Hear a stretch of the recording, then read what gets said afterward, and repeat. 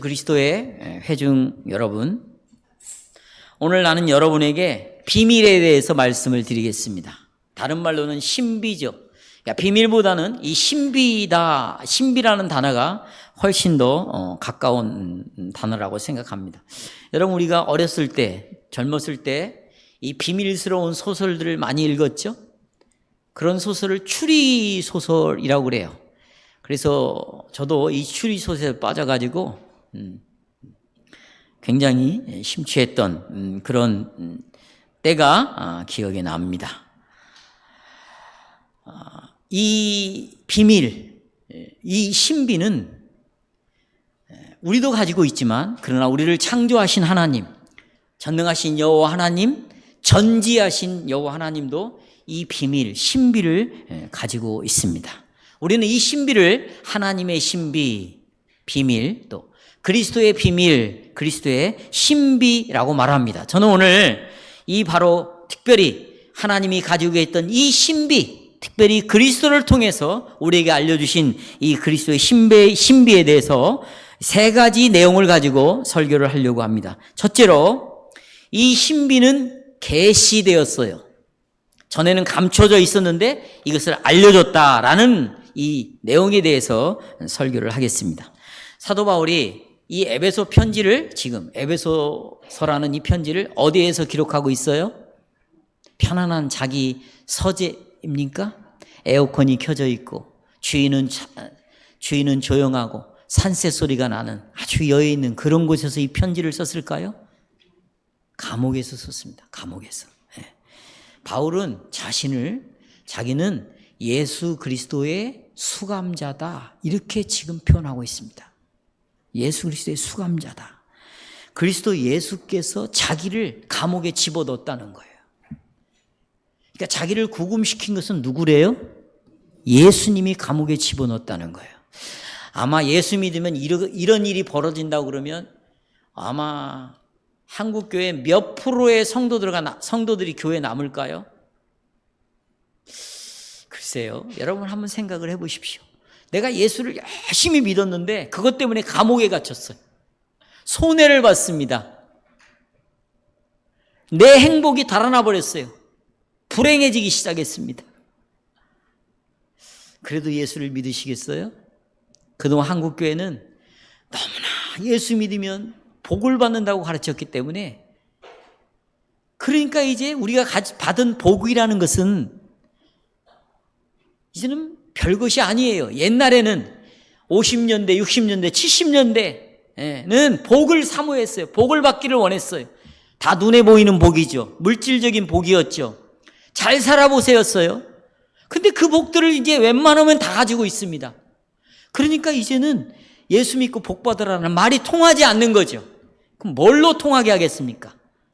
무슨 설교를 할까요? 통하지가 않게 됐어요. 그래서 그 복을 받은 사람들이 교회를 다 떠나버리고 말았어요.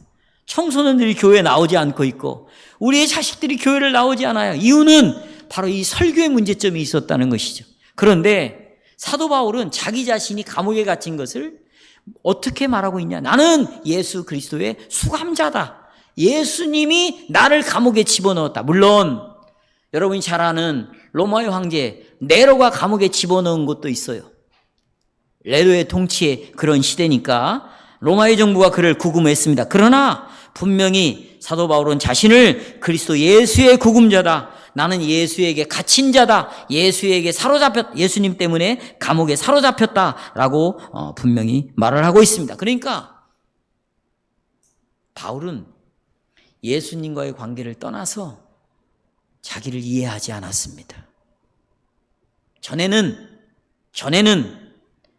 부모와 자신과의 관계를, 부모를 통해서 자신을 이해했고 직장을 통해서 자신을 이해했습니다. 직장 생활, 자기가 알고 있는 무슨 사상이나 철학, 무슨 정신, 자기의 고집, 자기가 경험했던 것들, 이런 것들을 가지고 자기를 이해했는데 예수를 만나고 난 다음에 그걸 다 배설물로 여겼대요.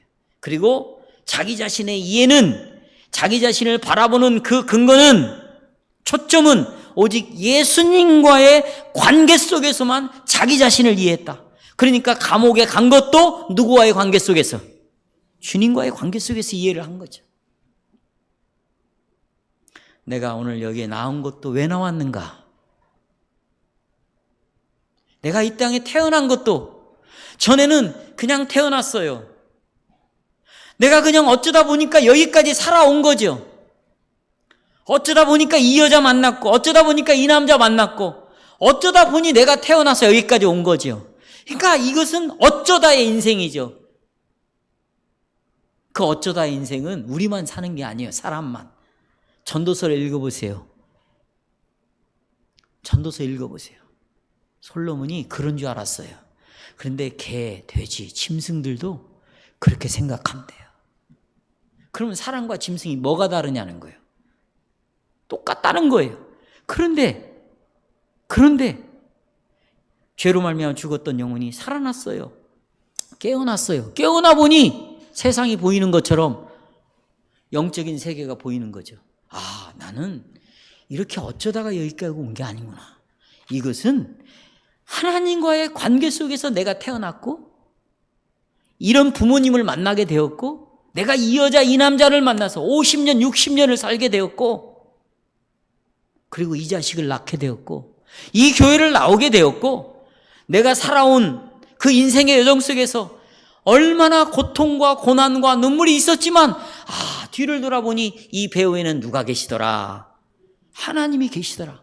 그런 것처럼 자기가 감옥에 갇힌 이 사건에 대하여 바울은 그리스도를 떠나서는 생각하지 않았어요. 여러분이 아시다시피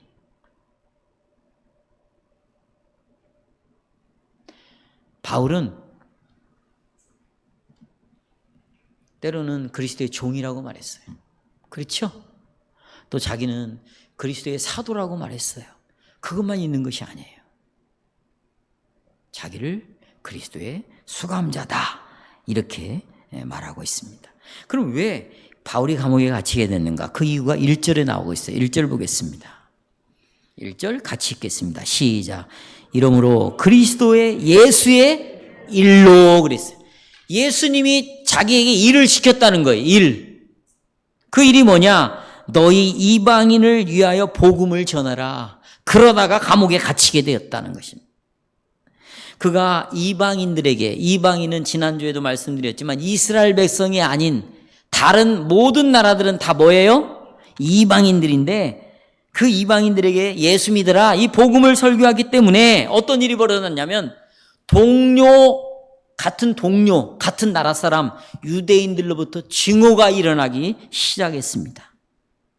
그래서 이 동료 유대인들이 로마 정부 앞에 온갖 종류의 잘못을 다 문서에다가 기록해가지고 그 당시에 로마가 지배하고 있었으니까 로마 정부에다가 기소를 내버렸어요. 자, 그 내용이 나옵니다. 자, 사도행전 22장 21절 보십시오. 거기를 보셔야 돼요. 21절 시작. 나더러 또 이르시되 떠나가라. 뭘 위해서?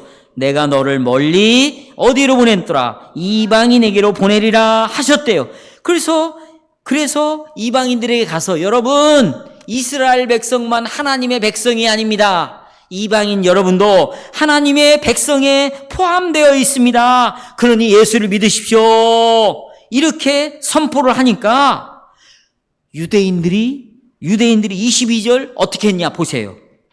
22절 이 말하는 것까지 그들이 듣다가 소리를 질러 이르되 바울을 향하여 뭐라고 했어요? 시작. 이러한 자는 세상에서 뭐 해버리자? 죽여버리자 그 말이에요. 살려두어서는 안 된다 이거죠. 지금 이게 이런 내용이에요. 여러분 참 우리나라는 일본하고 골이 너무너무 깊어요.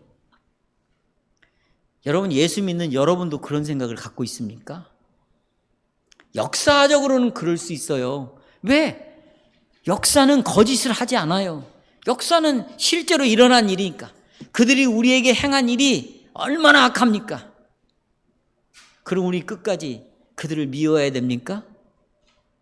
그런데 정말 제가 사랑하는 정말 친실한 후배가 일본은 신학교의 교수로 파송이 됐습니다. 우리 교회 한번 온다고 그랬어요. 선교사들이 많이 나가 있습니다. 그들에게 뭘 전합니까? 세상에서도 얻을 수 없는 보화, 기가 막힌 기쁜 소식. 이거보다 더 좋은 즐거운 소식이 없어요. 그게 복음이잖아요. 응? 그 복음을 전했어요. 그러면 우리나라 사람들은 증오심이 일어나요. 우리나라 사람들은 예수 믿어도 괜찮아. 저놈들은 심지어는 저놈들은 예수 믿으면 안 된다. 이런 생각을 가지고 있어요. 지금 방사능으로 오염된 오염수가 바다에 뿌려져 가지고 지금 우리나라가 아주 뒤집어졌어요. 물론 그것은 문제가 있다고 생각합니다. 저는 여기에 대한 합리적인 입장이 뭔가 그건 제가 전문가가 아니기 때문에 저는 잘 모르겠습니다. 그런데 지금 난리가 났는데 정부가 말이죠, 아주 기가 막힌 어떤 것이 있다고 합시다. 그것을 일본에게 제공을 해준다면 아마 전 국민이 일어나서 데모를 할 것입니다. 바로 이런 일이 사도 바울과 유대인 사이에 일어나는 거예요. 복음이라는, 구원이라는, 그리스도라는 이 보배, 유일한 하나님의 은혜를 유대인 자기 동족이 아닌 이방인인, 예수님이 그랬어요. 개만도 못한 자고 그랬어요. 너희들은 개만도 못하다 그랬어요. 그런 사람들에게 복음을 전한다니 유대인들이 증오가 일어나가지고요, 우리의 원수들에게, 저 개 같은 이방인들에게 이 하나님을 전해주고 구원을 전해줘. 심지어는 예수를 믿은 유대인들까지도 들고 다 일어났어요. 그래서 바울을 쳐 죽이려고 하고 쳐 죽이기 직전까지 갔을 때 백부장이 딱 등장하는 거예요. 로마의 군대 장관이 딱 등장해가지고 바울을 거기서 구출해내요. 그리고 감옥에 가둬버립니다. 그리고 유대인들이 기소를 보기 시작한 거예요. 이들이 뭘 가지고 이렇게 바울을 죽여야 되는가? 이것을 살펴보기 시작합니다. 이유는 딱 하나입니다. 이방인들에게 기쁜 소식을 전하라는 이 하나님의 명령에 순종했기 때문입니다. 그러니까 하나님의 명령에 순종하면 어떤 일이 일어나요? 감옥에 갇힐 수도 있습니다. 이것을 시편 73편의 아삽이라는 사람이 73편에다가 기록을 해놨습니다. 아니 하나님, 우리가 이렇게 세상과 타협하지 않고 하나님의 말씀을 따라서 정말 온전히 순종하고 살고 있습니다. 그런데 내가 보니 저 하나님께 불순종하고 하나님을 인정하지 않고 믿지 않는 저 불신자들은 돈도 더 많이 법니다. 땅도 더 많이 소유하고 있습니다. 그들은 우리보다 훨씬 더 세상을 즐기면서 살고 있습니다.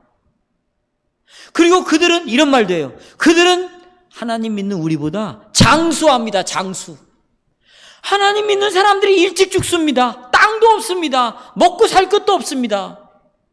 우리는 세상을 즐기지도 못합니다. 이게 하나님이 하시는 뜻입니까? 이렇게 따졌어요. 지금 이런 생각 가지고 있는 분들도 있죠. 그게 정상이에요. 그런 생각이 정상이에요. 그런데 여러분, 결과를 보면 알 수 있어요. 이렇게 하나님을 인정하지 않고 세상에서 부유함을 누리고 하나님 없이 시간을 즐기면서 자기 마음대로 살아가는 사람의 마지막은 파멸입니다. 마지막 때는 멸망인 거예요. 파괴입니다. 우리가 그것을 볼 줄 알아야 돼요. 지금 살아가는 모습이 아니라 그들의 마지막이 어떻게 될 것인가를 볼 수 있어야 돼요. 그런데 예수를 열심히 믿었는데 마지막이 감옥에 갇히는 거였어요. 왜? 이방인들에게 이 복음을 전했다. 그런데 보십시오. 이방인들에게 복음을 전해라. 이것을 하나님이 계시로 알려줬다는 거예요. 뭘로요? 따라서 계시로 알려줬다. 이런 것들을 오늘 구역예배 때 좀 나눠야 돼요. 멍 때리지 말고, 이방인들에게 복음을 전해줘라. 이것이 바로 계시였구나. 그게 뭐냐면 특별히 알게 해줬다 그 말이에요. 특별히 그걸 누가 나타나서 특별히 알려줬다는 거예요. 특별히. 어떻게 알려줬는가? 어떻게? 자, 여기 사도행전 9장 2절 보십시오. 핸드아웃 보세요. 바울이 말이죠. 사울 때에 다메섹 여러 회당에 가져갈 공문을 청했어요. 이 공문이 뭐냐면 이게 영장 공문이에요. 영장. 그러니까 예수 믿는 사람들을 다 잡아오는 이 공문을 받아가지고 청해서 이는 만일 그 도를 따르는 사람을 만나면, 예수를 믿는 사람을 만나면 남녀를 막론하고 결박해서 수갑 채워가지고 예루살렘으로 잡아오기 위해서 가고 있었어요. 그런데 사울이 길을 가다가 다메섹이라는 그런 도시에 가고 있을 때에 호련히 하늘로부터 뭐가 나타났어요? 빛이 나타났어요. 이 빛을 여러분 이 태양빛으로만 생각하면 안 돼요. 이 빛은 빛이 있으라 하매 빛이 생겼죠. 그 빛을 여러분 태양빛이기도 해요. 그러나 그 빛은 신령한 어마어마한 영적인 의미가 그 안에 담겨져 있는 거예요. 그래서 예수님이 빛이 세상에 오매 세상이 그 빛을 좋아했다 싫어했다고 말하죠. 예수님을 또 뭐라고 말해요? 빛이라고 말해요. 그러니까 빛이 비쳤다라는 것은 예수님이 나타났어요. 그리고 그 빛은 뭐냐면 어둠을 밝히는 것인데, 예수님이 어둠을 밝히는 것인데, 이방인들이 지금 죽음과 사단 속에 있다. 그들은 흑암 속에 있다. 어둠 속에 있다. 죄 속에 있다. 그들도 나를 믿음으로 어디로 옮겨야 하냐? 어둠에서 어디로? 빛으로 옮겨야 된다. 그런 메시지를 가지고 빛이신 예수님이 등장을 해서 나타났습니다. 땅의 4절에 보시면 같이 읽겠습니다. 시작. 땅에 엎드려져 들음에 소리가 있어 이르되 사울아 사울아 네가 어찌하여 나를 뭐하느냐 박해하느냐 하시거늘. 이미 앞장에서도 이 말씀들이 있지만 사도행전을 읽어보세요. 저는 지난주에 이 사실에 대해서 자세히 말씀드렸죠. 성도 여러분, 하나님께서는 아브라함과 언약을 맺은 이래로 두 나라로 딱 구분이 됐다고 그랬어요. 자, 또 아브라함과 약속을 했어요. 그 다음에 약속한 표시로 세례를 줬죠. 할례를 행했죠. 할례를 받은 이래로 이 세상은 두 민족으로 나눠졌어요. 하나는 언약을 맺은 이스라엘 백성들과 언약을 맺지 않은 이 다른 여러 나라들과의 두 나라로 구분이 되고, 또 이스라엘 백성은 특별히 하나님의 백성의 표시로서 뭘 받았어요? 할례를 받았는데, 할례를 받은 민족과 할례를 받지 못한 두 민족으로 나눠졌는데, 이 두 종류의 집단이 예수 그리스도로 말미암아 하나의 새로운 집단, 민족으로 탄생하게 되었다. 하나의 나라로 구성이 되었다. 이걸 제가 지난 시간에 말씀을 드렸습니다. 그런데 오늘 에베소 3장에서는 이 내용을 더 깊이 이야기하고 있어요. 어떻게 깊이 이야기하고 있어요? 이방인들이 어떻게 이스라엘과 동일하게 하나님의 백성이 되는가? 어떻게 교회의 한 회원이 되는가? 저 이방인들은 다 죽으면 지옥 갈 줄 알았는데 어떻게 하나님의 나라로 이들이 올 수 있는가? 어떻게 감춰져 있던 그 그리스도의 신비, 이 신비로 그들이 올 수 있는가? 이걸 오늘 3장에서 우리에게 말해주고 있습니다. 바울은 5절에서 이렇게 말합니다. 한번 5절 보십시오. 핸드아웃 보시면 돼요. 5절 같이 읽겠습니다. 시작. 이제 그의 거룩한 사도들과 선지자들에게 성령으로 나타내 주셨다. 이게 나타냈다라는 말이 계시라는 말이에요. 알려줬다라는 말이에요. 한자로 그걸 계시라고 말해요. 자, 신약의 사도들, 선지자에게는 성령으로 알려줬어요. 그러나 다른 세대에서는 그 전에 사람의 자손들, 후손들에게는 그 계시를 알려줬어요, 안 알려줬어요? 알려주지 않았다. 이 말이에요. 그러나 여러분, 이건 여기 지금 사람의 아들들에게는 이 비밀을 알려주지 않았대요. 이 비밀을. 근데 실은 알려주지 않았는가? 조금 희미하게 그림자로 알려준 거예요. 한번 볼까요? 그 그림자를. 자, 이사야 9장 1절.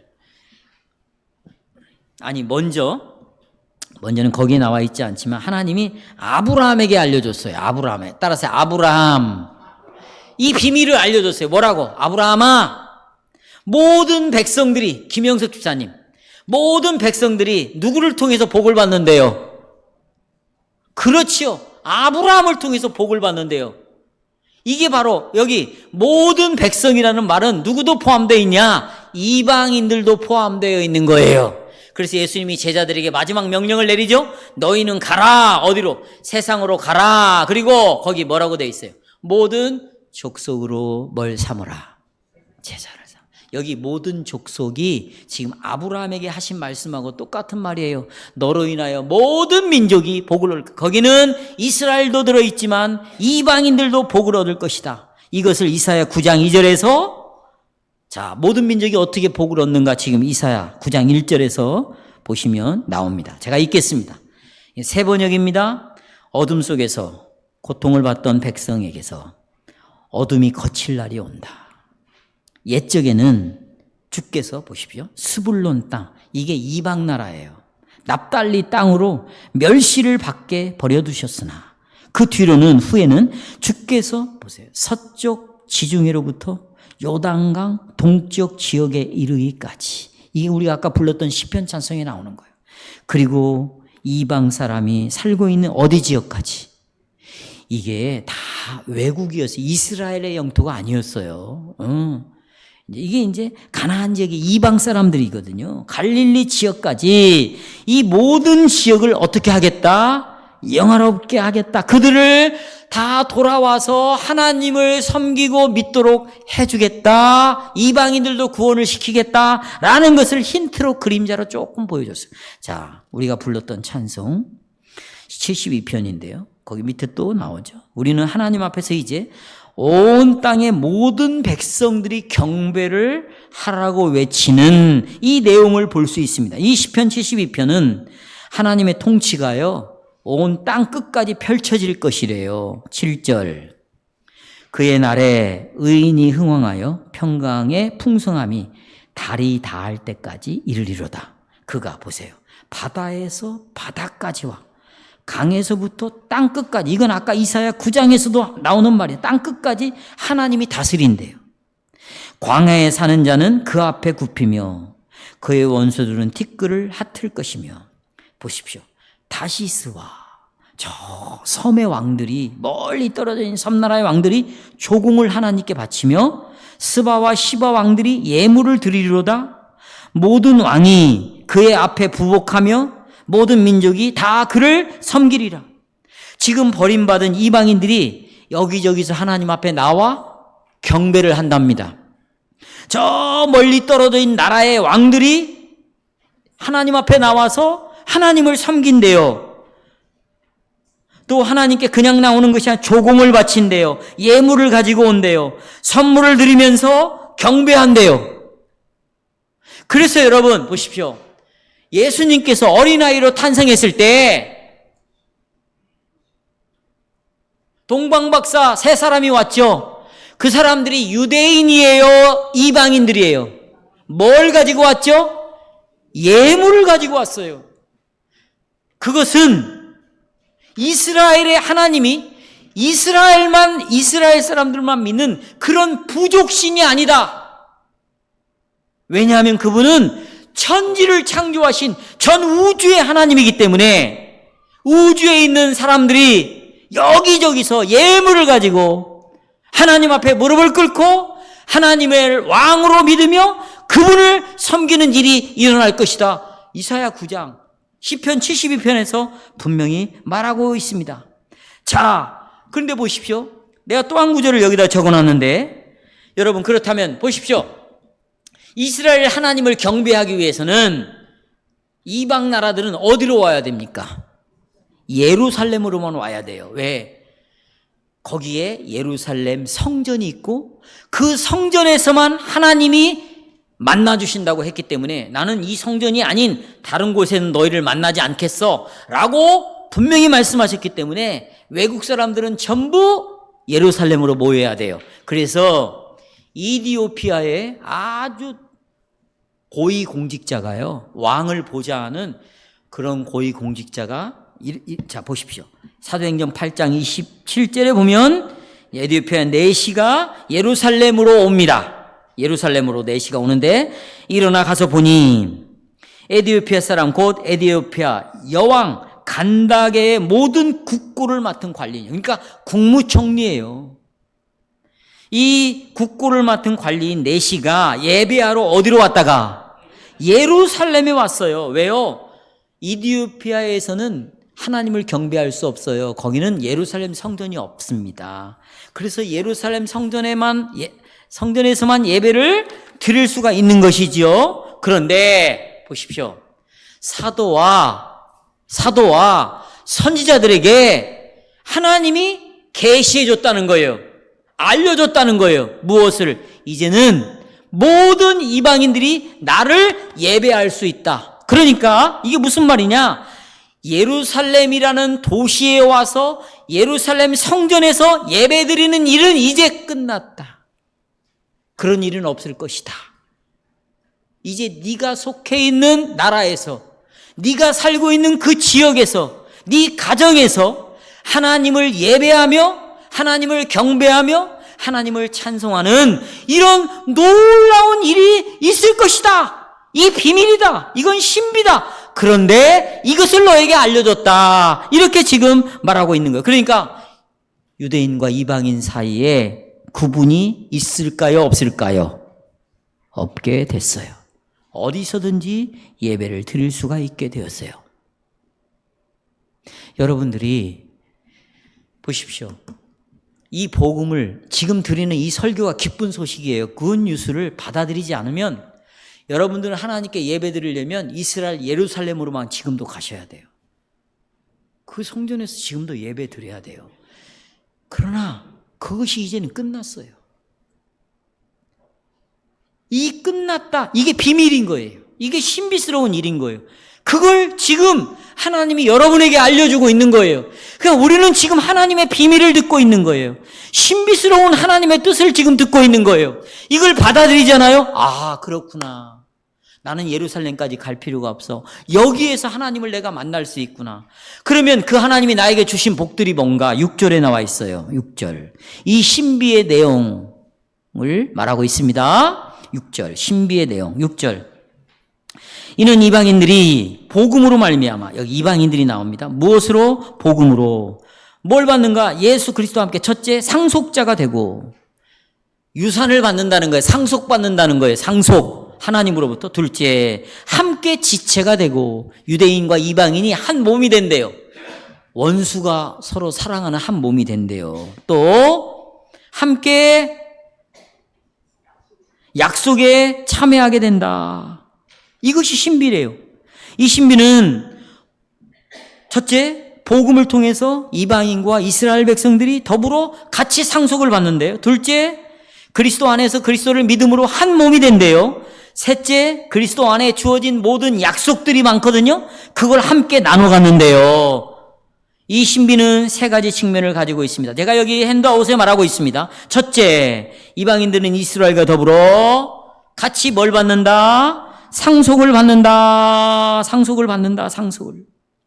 이방인들은 이스라엘과 마찬가지로 하나님의 기업을 물려받는데요. 그런데 그 기업이 뭘까? 보십시오. 하나님이 우리에게 주는 상속으로 물려주는 기업이 뭐예요? 돈이에요? 땅덩어리를 줍니까? 병 없이 건강하게 사는 게 하나님이 나에게 물려주는 유산이에요? 육신의 이 세상 사람들은 그걸 물려주겠죠. 우리 집에도 위층에 남편이 할아버지가 죽었어요. 지난번에. 근데 엊그저께 할머니가 죽었어. 할머니가. 그럼 그 집은 누구 거겠어요?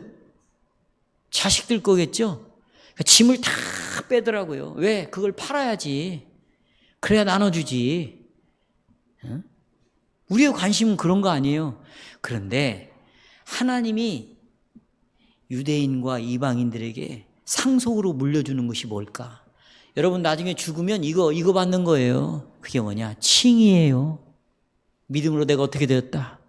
의롭게 되었다. 또 성령이 내 안에 오셨다. 이게 상속받은 거예요. 그리고 나는 성령을 따라 이제 변화되어 간다. 이게 상속이에요. 성화.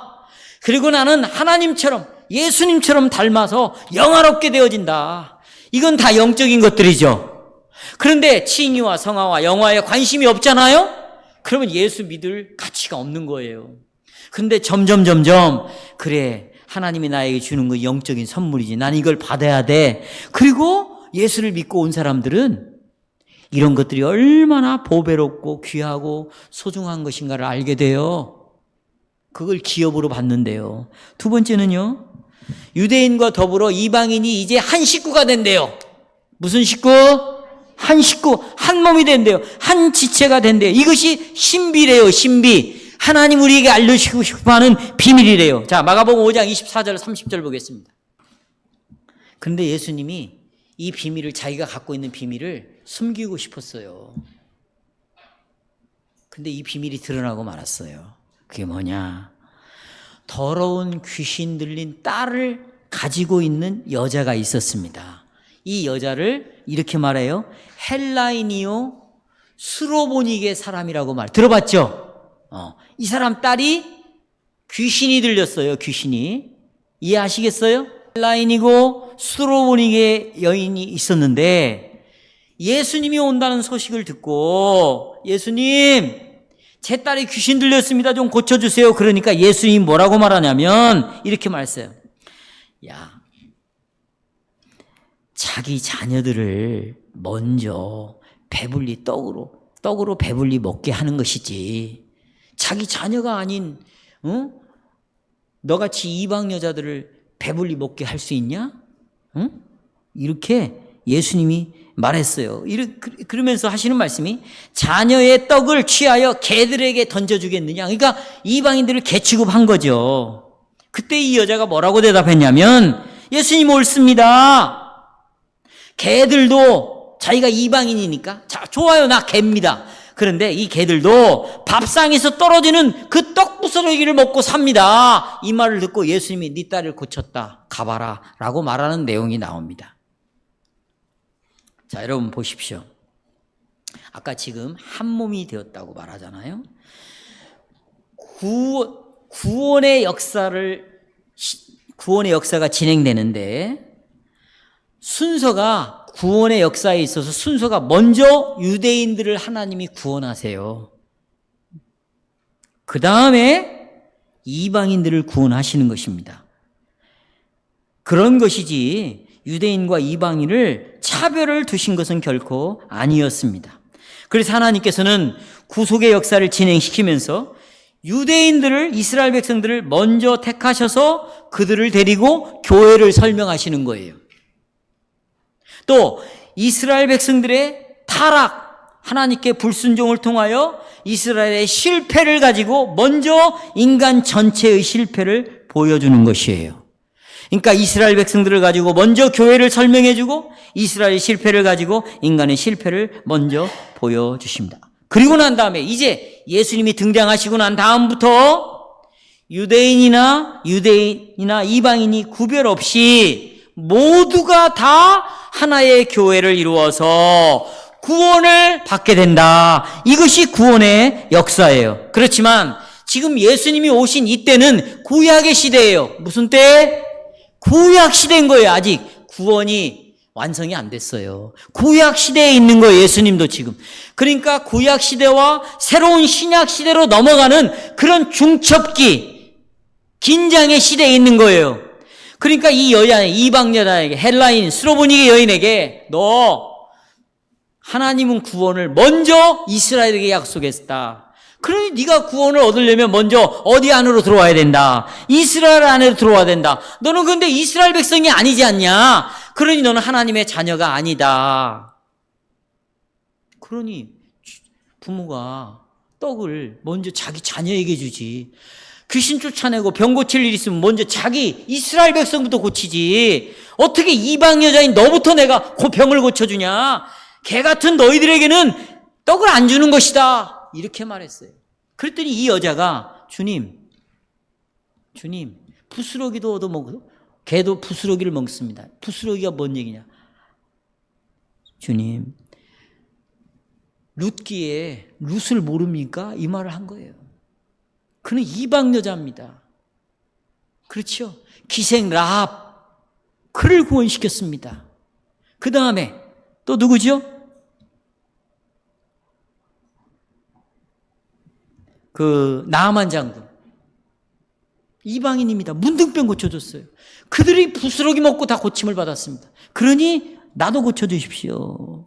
나도 이스라엘 백성과 한 가족이 되게 해주세요. 한 몸을 이루게 해주세요. 나도 떡을 먹게 해주세요. 이 떡이 누구를 가리키는 거예요? 예수님의 몸입니다.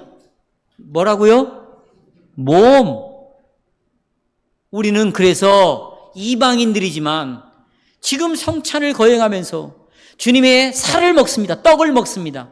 주님의 피를, 포도주를 마십니다. 그러므로 우리는 그리스도 안에서 하나의 뭘 이루는 거예요? 몸을 이루는 거예요. 그렇다면 이 몸에 여러분은 뭐가 되는 거예요? 여러분의 이 몸에 뭐가 되는 거예요? 지체가 되는 거예요. 다 붙어 있는 지체가 되는 것입니다. 여러분, 내가 눈이, 보십시오. 눈이 이 팔 끝에 있는 손을 향하여, 야, 너는 이렇게 해야 너는 손이 될 수 있어. 이래서 지체가 되는 것입니까? 여러분, 이 손은요, 제 팔 끝에 그냥 붙어 있는 거예요. 왜? 예수님의 몸에 달라붙었기 때문에. 어떻게 우리가 예수님의 몸에 달라붙을 수 있게 되었어요?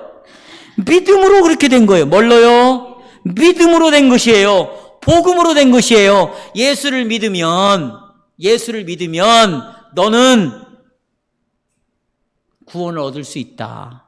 그리고 예수를 믿는 자는 접붙여진다. 예수님의 몸에 붙게 된다. 그러면 여러분, 믿음이 뭡니까? 자, 보십시오. 우리 중에 나는 믿어지지 않는다. 나는 왜 이렇게 믿음이 생기지 않을까? 그게 정상이라고 제가 말씀드렸죠. 근데 여러분, 믿음은 뭐냐? 예수님을 그냥 받아들이는 거예요. 이분이 나를 구원시킨대. 이분만이 내 죄를 용서할 수 있어. 나는 이분을 통해서만 그리스도에 붙어 몸이 될 수 있어. 받아들이는 거예요. 그리고 이렇게 주장하는 거예요. 하나님, 나는 성경도 잘 몰라요. 나는 대단한 믿음도 가지고 있지 않아요. 그런데 나는 예수님을 내 마음으로 받아들였어요. 그러면 그런 사람들을 예수님의 몸이라고 말하네요. 그럼 나는 예수님의 몸이네요. 그리고 기도할 때 사람들에게 말하는 거예요. 야, 나는 예수님의 몸이 되었어. 나는 예수님의 몸에 붙어있는 지체가 되었어. 그 예수님의 몸, 지체를 뭐라고 불러요? 교회라고 불러요. 그러니 이렇게도 말하는 거예요. 야, 나는 이제 교회야. 내가 교회야. 나는 이 교회, 그리스도의 몸의 한 지체야. 나는 그리스도에게 붙어 있어. 이렇게 말하고 다니시는 거예요. 그러면 어느 순간에 이것이 느껴지는 거예요. 느껴져. 이게 진짜구나. 나는 입술로만 고백했는데 내 마음으로 믿어지네. 난 그리스도의 몸이고 여기에 붙어있는 지체이고 누구도 예수님의 몸의 지체인 나를 끊어낼 수가 있다 없다? 없다. 네, 김 집사님 없는 거예요. 마귀가 와서 아무리 밀가루 까불어도 말이죠. 내 안에서 때로는 나는 하나님의 자녀가 아니야. 나는 죽으면 지옥 갈 것 같아. 내 속에서 별 이상한 말을 다 생각이 떠올라도 말이죠. 여러분 지옥 가고 싶어도 간다 못 간다? 못 가는 거예요. 왜? 나는 누구의 몸이 되었어요? 누구의 지체가 되었어요? 그리스도의 지체가 되었어요. 예수님이 죽지 않는 한 이 지체는 죽지 않아요. 근데 여러분, 예수님이 죽는 분이에요? 영원하신 분이요. 나를 데리러 오는 거예요. 그러네. 나는 이것을 받아들입니다. 이게 진짜 믿음이에요. 받아들이십시오. 이것이 두 번째 신비입니다. 마지막 세 번째로는 하나님이 주신 약속에 참여한대요. 약속. 이 약속은 아담이 에덴 동산에서 죄를 지었을 때 우리를 구원할 구주를 보내신다고 했죠. 그 다음에 이 약속을 아브라함에게 다시 반복합니다. 아브라함아, 내가 너로 모든 사람들을 구원해낼 거야. 이 약속을 다시 반복해요. 이 약속이 뭡니까? 이거예요. 누구든지 예수를 믿는 자는 멸망치 않고 뭘 얻어요? 영생을 얻는다. 이게 신비예요. 아니, 하나님이 나에게 알리고 싶어하는 비밀이 뭐야? 예수를 믿으면 누구든지, 그럼 나 같은 사람도 예수 믿으면 멸망치 않네. 그 약속을 내가 받는구나. 그리고 나는 그리스도의 몸이 되는구나. 응? 성도 여러분, 여러분이 예수를 믿는다면 여러분 하나님으로부터 상속을 지금 받았어요. 그건 돈은 아니에요. 의롭게 되었어요. 죄 없게 되었어요. 이제 여러분을 변화시켜 가신대요. 그리고 마침내 주님 품으로 인도하신대요. 이런 약속을 다 받았어요. 뿐만 아닙니다. 몸에서 떨어지고 싶어도 예수님에게서 떨어질 수 없다고 약속을 했으면 그걸 믿어야지요. 세 번째로는 이제 이 하나님의 구원의 약속에 내가 참여하게 됐다. 이것을 사도 바울에게 알려줬고 사도 바울이 이것을 전함으로 놀라운 일이 일어났는데 두 번째는 이 선포된 신비입니다. 하나님 은혜와 능력으로 바울은 이 신비인 아까 지금까지 말씀드린 이런 복음을 전하는 종이 되었어요. 그런데 복음을 전하는 사도 바울이 이 놀라운 신비를 사람들에게 막 전하고 다니는데 자기가 자기 자신을 생각해 보니까 8절 보세요. 거기 나와 있어요. 같이요. 8a 시작. 모든 성조 중에 지극히 작은 자보다 더 작다. 이걸 좀 풀어서 말씀드리면 정말 지극히 보잘것없는 나에게 이런 뜻이에요. 그러니까 이 비밀을 전할 만한 자격이 없다는 것입니다. 왜 없을까요? 보십시오. 이 예수를 믿기 전에, 예수를 받아들이기 전에는 아까 공문서 영장을 받아가지고 사람들을 잡아 죽였어요. 다 잡아 죽였어요. 예수 믿는다고 죽였거든요. 얼마나 악한 사람이에요. 그래서 다른 데서는 바울이 자기 자신을 죄인 중에 괴수, 우두머리다. 자기 같은 나쁜 놈이 없다는 거예요. 그런데 자기 같은 사람이 은혜로 죄 용서를 받았다는 거예요. 그래도 나는 용서받을 수 없는 놈이야. 이렇게 지금 말하는 거예요. 그러니까 작은 자 중에 가장 작은 나쁜 놈 중에 제일 우두머리를 뽑는다면 저요 하고 나갈 놈이 자기 자신이래요. 전에 여러분이 한 삶을 한번 좀 돌아보세요. 어떻게 살았는가? 무엇을 하고 살았는가? 얼마 전까지만 해도 입을 열어서 교회를 핍박하고 부정하고 하나님을 부정하고 인정하지 않았잖아요. 여기 그렇지 않은 사람이 한 사람도 없습니다, 여러분. 어렸을 때부터 예수를 믿고 지금까지 교회를 다닌다고 하지만 말로는 부정하지 않지만 행위로 하나님을 인정하지 않는, 행위로 하나님을 부정하는 삶을, 순종하지 않는 삶을 얼마나 살았어요. 근데 나중에 보세요. 우리 장로님 중에 한 분이 이런 말을 했어요. 목사님, 저는 장로의 자격이 없어요. 왜요? 자기는 하나님 앞에 내놓을 만한 것이 아무것도 없대요. 지극히 작은 자 중에 작은 자라는 거예요. 그래서 제가 그랬어요. 장로님, 그러면 보여줄 것은, 장로님 것은 아무것도 없다면 보여줄 것은 이제 누구밖에 없어? 예수님밖에 없네요. 맞습니다, 목사님. 제가 말할 것은 예수님밖에 없어요. 그런 자들이 여러분에게 왔다 그 말이에요. 그런 자들에게 여러분 하나님이 가지고 계신 이 비밀, 복음을 통하여 이방인들도 구원을 얻고 하나님으로부터 상속을 받고 그리스도의 몸이 되어 한 지체가 되고 하나님이 약속한 이 약속을 나 같은 자도 받을 수 있다는 이 소식을 사람들에게 말할 수 있는 자가 되었다는 것이에요. 그러나 만약에 이 비밀을 전하지 않으면, 말해주지 않으면 다른 사람이 이 비밀을 알 수 있을까요? 없을까요? 알 수가 없는 것이에요. 성도 여러분, 만약에요, 병원이나 연구소에서 바이러스를 치료할 수 있는 백신을 발견을 했다면 이걸 숨겨놓고 있을까요? 전 세계 매스컴이 동시에 다 보도를 할 것입니다. 왜요? 너무 기쁜 소식이니까. 이거 한 번만 맞으면 코로나 절대 안 걸린다. 그러면 전 세계 사람들에게 이 소식을 전할 것이에요. 우리는 어떤 바이러스에 오염되어 있습니까? 죄라는 바이러스에 오염되어 있어서 마귀의 손아귀에서 벗어날 수가 없는데, 그래서 우리에게 영원한 죽음이 우리에게 주어졌는데, 여기서 벗어날 수 있는 수많은 사람들이 바이러스를 설명하고 있어요. 착하게 살면 된다, 양심대로 살면 된다, 이런 바이러스를 소개하고 있는데, 그렇다고 영원한 죽음에서 우리가 자유를 누릴 수 있을까요? 아니에요. 이 죽음의 문제를 해결할 수 있는 백신은 예수 그리스도밖에 없어요. 그런데 이것을, 이 비밀을 입을 열어서 말해주지 않으면 다른 사람은 절대로 알 수 있다 없다? 없다는 거예요. 그래서 오늘 이 종을 세워서 여러분에게 이 비밀을 선포하고 있어요. 알려주고 있어요. 너도, 당신도 어떤 사람이 되었든지 예수를 받아들이면 너도 하나님의 은혜 안으로 들어온 것이고 복을 받을 수 있고, 너도 영생을 소유할 수 있다. 이걸 지금 전하고 있는 거예요. 그래서 이 복음의 이 신비를 전하는 것이 얼마나 중요한 것인가. 마지막으로 이제 결론으로, 이 신비, 이 복음은 증명이 되는 거예요. 세 가지를 말하고 있어요. 어떤 방식으로 증명이 되는가? A 보세요. 세 번째, 다 핸드아웃 보십시오. 유대인과 이방인들을 그리스도 안에서 하나가 되게 하는 이 화해의 사역은 어떻게 증명되는가? 영적인 무리들에게 보여주는 거예요. 여기 10절 읽겠습니다. 시작.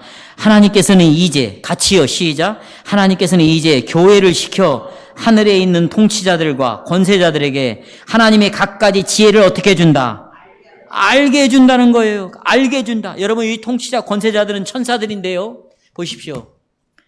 이 천사들, 이게 좋은 천사든 나쁜 천사든, 이게 마귀든 귀신이든 간에 우리가 이 비밀을 선포하지 않으면 그들은 몰라요. 그러니까 이 영적인 천사들은 교회를 통해서 하나님의 뜻을 지금 알아가고 있어요. 이해하시겠어요? 구약에는 천사들이 가끔 나와서 하나님의 백성들에게 뭔가를 알려주기도 했어요.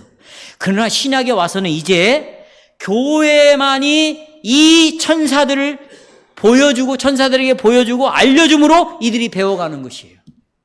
교회에 선포된 이 복음 설교, 그리고 이걸 받아들임으로 여러분이 이 신비를 알게 되잖아요. 그리고 신비를 가지고 여러분이 교회 안에서 이방인이지만 내가 은혜를 입었다고 말하는 이 고백, 삶으로 이 천사들이 하나님의 지혜를 알 수 있어요. 제가 이 부분에 대해서는, 이 지금 나오는 부분에는 다음 주에 또 하나씩 설교하겠습니다. 두 번째는 뭐가냐면, 그리스도, 두 번째 신비가, 이 신비가 어떻게 증명이 되냐면 12절 같이 읽겠습니다. 시작. 우리는 그리스도를 믿음으로써 그분 안에서 뭘 가지고? 확신을 가지고 담대하게 하나님께 나간다. 이것이 이 신비가 증명되는 거라는 거죠. 여러분들이, 자, 여러분, 어떻게 여러분이 담대하게 하나님 앞에 나갈 수 있습니까? 어떻게 나갈 수 있어요? 자, 보십시오. 하나님 앞에 나는 어떻게 내가 자신 있게 나왔습니다, 이렇게 말할 수 있어요? 간단해요. 믿음으로 나가는 거예요. 믿음은 뭔가? 보셔요. 하나님이 나를 담대하게 오라고 말씀하셨어요. 부끄러워하지 말고 오래요. 확신을 갖고 내 앞에 오래요. 내 품에 안기래요. 누가 말씀했다고요? 그걸 받아들이는 거예요. 그리고 하나님, 내가 이번에도 이렇게 살았지만 하나님이 나 받아준다고 했으니까 내가 오늘 지금 이 시간에 담대하게 나갑니다. 이렇게 나오라는 거예요. 이렇게. 이걸 통하여, 이렇게 내가 뻔뻔스럽게 담대하게 나가는 모습을 통하여, 아, 이 사람이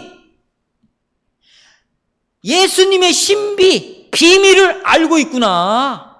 그렇게 원래는 나갈 수가 없는데 예수님이 이방인들을 그렇게 나오게 했고 나를 그렇게 은혜로 값없이 나오게 했구나. 그럼 이제부터 하나님 앞에 나갈 때 담대함을 갖고 나가야 되겠구나. 확신을 갖고 나가야 되겠구나. 이걸 통하여 이 비밀을 입증해 주는 거예요. 마지막은, 세 번째는 같이 읽겠습니다. 13절에 시작. 그러므로 여러분은 여러분을 위하여 당하는 나의 환난을 보고 낙심할 일이 없기를 바랍니다. 왜? 내가 당하는 환난 여러분에게 뭘 주는 거예요? 영광을 주는 거예요. 왜요? 여러분, 바울이 보십시오. 지금 이방인들과 이스라엘 백성들을 한 몸으로 만들기 위하여 하나의 교회를 이루기 위하여 복음을 전하다 감옥에 갇혔잖아요. 그렇죠? 그러니까 이 비밀을 증명하는 것은 뭐냐? 내가 이 복음을 전하다가 핍박을 당했다. 이걸 통하여 예수님의 비밀이 증명이 된다는 거예요. 말씀을 맺겠습니다. 결론. 아까는 세 번째 대지고 결론입니다. 여러분 보십시오. 지금 여러분이 전한 이 내용은 굉장히 깊고 많은 교리가 있어요. 근데 이것을 잘라낼 수가 없어요. 같이 연결되어 있기 때문에. 들어보십시오. 여러분은 이 교회의 위엄을 보십니까? 이 우주 안에서요, 가장 존귀한 장소가 어딜까요? 교회예요. 하나님의 모든 지혜, 비밀, 하나님의 모든 것을 증명해내는 곳이 어딘지 아세요? 교회예요. 이 교회는 하나님의 비밀을 하나하나 증명해내는 것이에요. 그리스도는 이 교회를 통해서 하나님의 백성을 모아가지고 이 복음의 비밀을 증명하도록 만들었어요. 그래서 사도 바울은 이 교회로 이방인을 모으고 이스라엘 백성들을 모았어요. 그렇다면 성도 여러분, 이 말은 꼭 해야 되겠습니다. 여러분들은 먼저 믿은 자들이죠. 이제 들어온 사람들도 있어요. 그들이 여러분들처럼 이렇게 교리를 다 이해하고 있나요? 시편 찬송을 능숙하게 부를 수 있을까요? 없어요. 그런데 먼저 믿은 유대인들은 이방인들을 받아들이기를 원하지 않았어요. 자기네들이 용어를 막 쓰는 거예요. 자기는 이런 진리를 깨달았다, 이런 교리를 알았다, 인제 온 사람 앞에서 막 주저리 이건 잘난 체인 거예요. 그 영혼을 쫓아내겠다는 거예요. 너 이 교회 나오지 말라는 거예요. 그래서 다 나갔어요. 여러분이 이제 들어온 영혼들에 대해서 어떻게 받아들였어요? 어떻게 그들을 이해했나요? 여러분, 그들은 정말 부단히 노력을 하고 이 교회를 나왔어요. 힘들게 나왔어요. 어렵게 나왔어요. 그런데 그런 사람들을 우리가 어떻게 대해야 될까요? 그들은 그리스도에게 나왔으니까. 이 비밀을 알겠다고, 이 비밀을 따라, 약속을 따라 나왔으니까 우리는 어떻게 해야 돼요? 그들을 받아들여야죠. 그들을 한 몸으로 인정해 줘야죠. 그리고 끊임없이 그들을 사랑으로 대해야죠. 그래야 이 하나님의 비밀이 입증이 되죠. 천사들이 이 교회를 보고 지금 뭐라고 할까요? 내가 이 백안교회를 보고 뭘 느끼고 있다고 말할까요? 나는 너희들의 모습을 보고 너희들이 이 비밀을 입증하고 있구나, 보여주고 있구나. 그래, 이것이 비밀을 가진 자들의 모습이지, 이게 사랑이지. 그러니 우리가 끝까지 인내하고 이제 이 교회로 들어온 사람들, 이제 이 진리를 알아가는 사람들, 그러면서 갈등을 겪고 있는 사람들, 이런 사람들에게 이렇게 해라 저렇게 해라 짐을 지어주는 대신에 이를 사랑으로 내가 끝까지 인내하고 기다리고 품어야 되겠구나, 이런 은혜가 있어서 천사들이 이 교회를 통해서 이 신비의 비밀을 가진 자들이 어떻게 살아가는 것인가를 보고 천사들도 은혜 받는 교회가 되게 하기를 주님의 이름으로 축원합니다.